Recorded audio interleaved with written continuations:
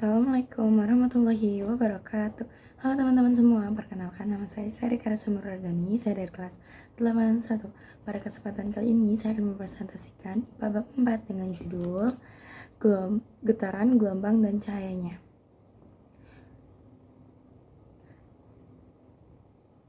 Gelombang. Apa itu variabel getaran? Bandul dibuat mula-mula dalam keadaan diam pada kedudukan O. Pada posisi ini disebut sebagai posisi kedudukan seimbang. Bandul tersebut kemudian ditarik ke dalam kedudukan A dengan sudut ke samping kecil sekitar 100 derajat.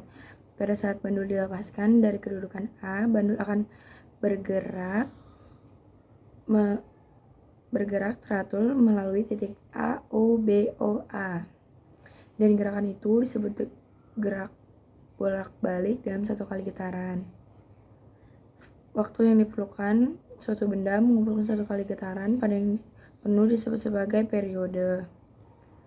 Dilambangkan dengan huruf T dalam 1 detik, sedangkan banyak getaran suatu benda yang terjadi selama 1 detik disebut sebagai frekuensi. B. Gelombang. Kenapa muncul gelombang? Peristiwa bergeraknya dedaunan dan tepian dalam kolam adalah contoh fenomena perambatan getaran atau yang disebut sebagai gelombang. Lebih tepatnya, gelombang adalah gelombang pada permukaan air.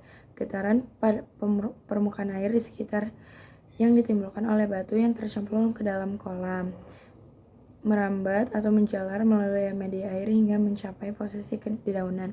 Ketika batu jatuh ke dalam kolam, sesungguhnya ia membawa energi potensial dari ketinggian tertentu ditambah dengan energi kinestetik diakibatkan oleh lemparan batu.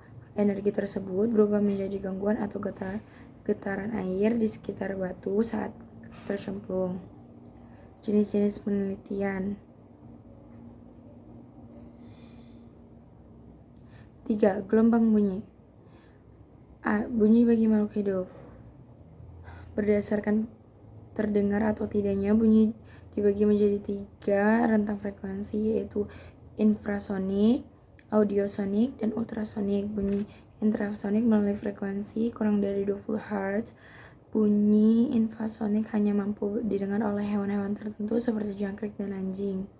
Kemudian bunyi memiliki frekuensi rentang 20-20.000 Hz, termasuk bunyi audiosonik. Pada frekuensi audiosonik inilah manusia dapat mendengar bunyi. Selanjutnya ada bunyi frekuensi di atas 20 Hz. Dapat sebagai sebut bunyi ultrasonik. Cahaya dan alat optik. Pernahkah kamu berpikir tentang cahaya binatang yang sampai ke mata? Cobalah kamu ingat, saat menatap langit malam yang hari cerah, banyak sekali bintang-bintang berkilauan memancarkan cahaya, bukan? Mengapa? Karena bintang-bintang itu tampak kecil serupa titik yang menyala. Jika jarak bintang begitu jauh, mengapa sinarnya bisa sampai ke mata kita? Sifat cahaya. Berdasarkan sumber cahaya, semua benda dapat dibagi menjadi 2. Benda yang mampu memancarkan cahaya sendiri. Kedua, benda yang memancarkan cahaya tidak dapat memancarkan cahaya sendiri akibat proses pemantulan cahaya. Salah satu contoh sifat cahaya merambat contohnya yaitu cahaya merambat lurus. Contohnya adalah cahaya yang dipancarkan bintang merambat lurus hingga mencapai mata yang melihatnya. Meskipun kamu berubah posisi dalam melihat, kerlip bintang akan tetap terlihat sama terang dengan frekuensi kelip yang sama. Sifat cahaya lainnya yaitu cahaya yang dapat dipantulkan jika menumbuk suatu permukaan bidang benda. Cahaya yang terjadi berupa pemantulan baur atau tidak teratur. Pemantulan baur dapat terjadi jika cahaya dipantulkan oleh benda yang tidak rata, seperti aspal, kertas, dan tembok. Sifat cahaya berikut adalah cahaya yang dibiaskan. Dibiaskan bermakna bahwa perambatan cahaya dapat dibelokkan dari arah sumber awal.